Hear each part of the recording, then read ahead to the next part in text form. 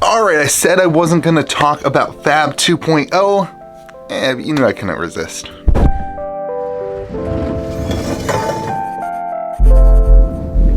Well, what's going on, everyone? Welcome back to KitchenTableTCG. I hope you're having yourself a fantastic day. It's been a long time since we've done a video with the backdrop and just talking to camera. I'm glad that you have joined me today. Thank you so much for being here and watching the channel. Don't forget to hit the subscribe button and be involved in the channel. So FAB 2.0, I wasn't going to talk about it.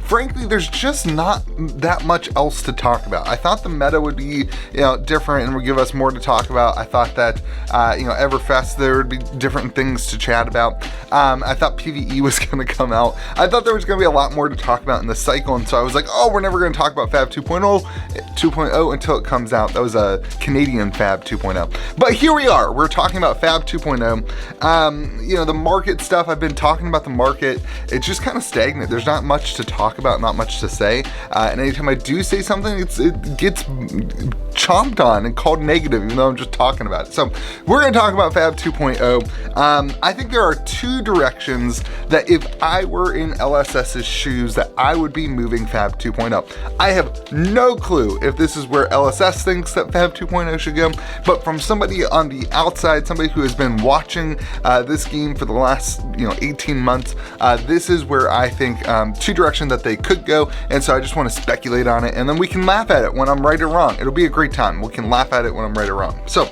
here's number one. The number one thing that I think FAB 2.0 is going to aim to do is to fix distribution. Fix distribution, and the fact that, we've talked a lot about this on the channel. There's a lot of backstory to this, and frankly, I think none of that matters. Here's the attitude I think LSS is going to have going into FAB 2.0. No more new guy.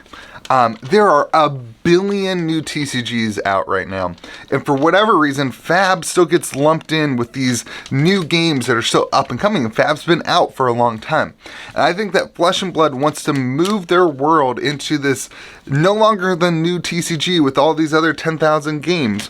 They want to be seen as a TCG that has stood the test of time, and so they are going to move into a less short printed model cycle for their product, specifically for Unlimited, or specifically for First Edition. I think they've already kind of started doing this. They just haven't really announced it. And so here's the issue. That kind of transition that's already happened has caused a big issue at the distribution hub, where First Edition comes out and it doesn't sell out. It doesn't there's still Everfest First Edition available now a month after release.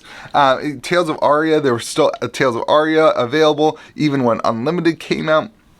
And so the issue is that distribution can't move product like they thought they could, or that the print was too heavy, and then Unlimited came out, and so now you have First Edition boxes kind of at the same price as Unlimited boxes, and it's like, what do you do with that? As a store, of course I want the First Edition boxes. So then the distribution raises the prices of First Edition boxes while the Unlimited are cheaper, but then a store's like, no, I don't want to pay more money for the First Edition boxes because they're not selling for any more than the Unlimited boxes because of the map. So you have this chaotic moment that just doesn't work. So I think that the direction is going to be no First Edition, no Unlimited, just the next set. That we're not going to see First Edition, we're not going to see Unlimited. Unlimited is going to be done with. I do not think that cold foils are going anywhere. I think that we are going to see like a 1-year print cycle for Flesh and Blood products moving forward. And I hope that if they do this, I hope that they announce that the timeline. Legions does this. The idea came from Legions, where they have a 1-year print cycle for their First Edition. And they say at the end of the year, that print is done and we will not print any more of it. I think that's a really great way to do it because it gives the entire market some time to evaluate and to see things and to grab the product and to buy the singles and you're going to see a kind of a tank in the beginning, and then it will kind of slowly go up, and then at the end of the year, like month 11, month 10, you're like, oh, okay, I need to start picking this up for investment purposes. So I think that's a really great direction. I think we see this kind of new shift into no Unlimited, no First Edition, just so in this case, it would just be Everfest, and Everfest has cold foils, and you know that Everfest will be continued to be printed as needed for 1 year, and it's kind of more like a Magic the Gathering model. It's kind of like that, where you still have long-term growth. It's not the free tendies. We've already talked about on this channel. The free tendies are over.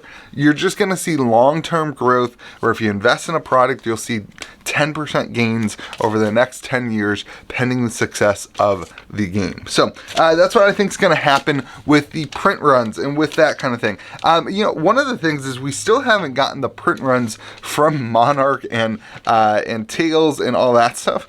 I think we get those around the time of this announcement. It'll be really interesting to see what they do with Everfest. Hot take, I think that Everfest Unlimited was printed, and maybe they're just not doing anything with it. Maybe they just throw it in the ocean, and they're just like, this is, I don't know. But like, I think because the distribution took pre-orders, I think distribution thought it was going to be coming in. So who knows? I don't think we ever see it. But anyway, now number 2, FAB 2.0, direction number 2 that I think that the company will try to aim to move towards as a result of what we have seen over the last year, and this is casual growth. We have seen an incredible amount of competitive growth in Flesh and Blood, an incredible amount of people who want to play at the top level.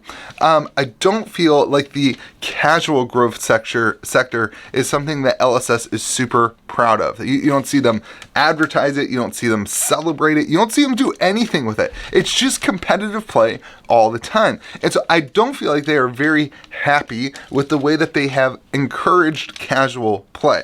And I think because of the lack of casual play happening for Flesh and Blood, now I get it, you play at your kitchen table, I understand that there are people who do this. I'm saying at a macro, at a huge element, the direction of the company so far has been so focused on competitive play that it's created a bigger backdoor for Flesh and Blood. And I think the backdoor for Flesh and Blood, I've said this for a couple months now, the backdoor for all TCGs is big. But the backdoor for Flesh and Blood is even bigger as a result of the game being incredibly fun to play, the game being incredibly, it's actually pretty easy to start playing, but then the more that you play and the more that you get involved at your local armory, it really gets competitive, and it becomes it's like an onion, but at the center of the onion you're like, oh crap, I don't understand what an onion is anymore. It turns into an orange, and you're like, oh no, I don't. It's just different. It's different than it was on the outer core.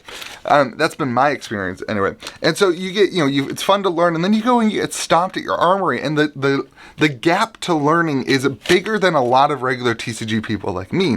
So it creates a big back door for their product. So I think that the direction of FAB 2.0 is going to start encouraging some more casual play and some more casual play experiences. We already know that there is a product coming out in the next couple months that is said to be a intro level product that is connected to the lore, and I really think that this is going to be some sort of like clash deck, or something where it's going to be two heroes pitted against each other, kind of like the old Magic the Gathering duel decks, which were incredibly fun to play, and it was fun to sit down at the kitchen table and kind of battle back and forth. So I think this is a really, really good direction. And then as well as we also know that PvE is coming in 1 year. That James White said about a month ago that would be in 12 months. So PvE will be out around this time next year. And I think that that's going to create some casual play experiences, or at least I hope that they lean into that. It's not just like a product that they throw out there and they don't really do much with, but they actually lean into it and they advertise it and they promote it, and they utilize the game stores to do something other than like competitive events where it's like compete to win, where it's fun and it's exciting and it's community building and it's encouraging and it's not like, hey, I'm going to stomp on you so I can get my gold foil, but it's like, hey, I'm going to have fun so we can build a community and build some atmosphere.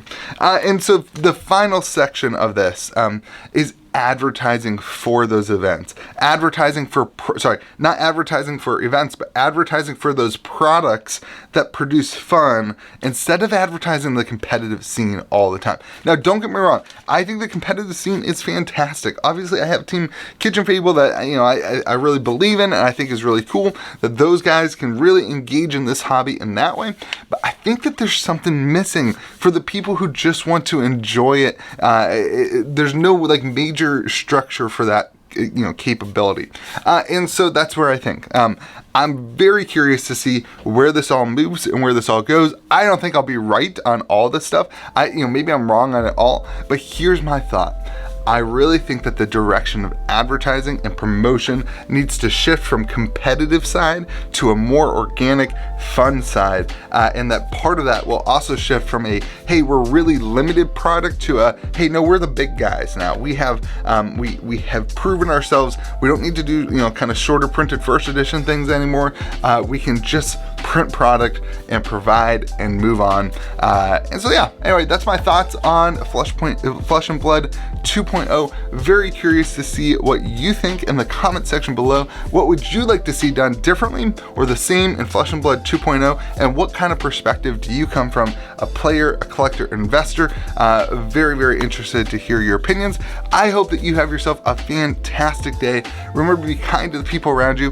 Don't forget to hit the subscribe button, hit the like button. If you want to be part of an amazing Discord server that loves TCGs to the core and discusses them, think about joining the Patreon at patreon.com/KitchenTableTCG. Hope you have yourself a fantastic day. One more time, be kind to the people around you.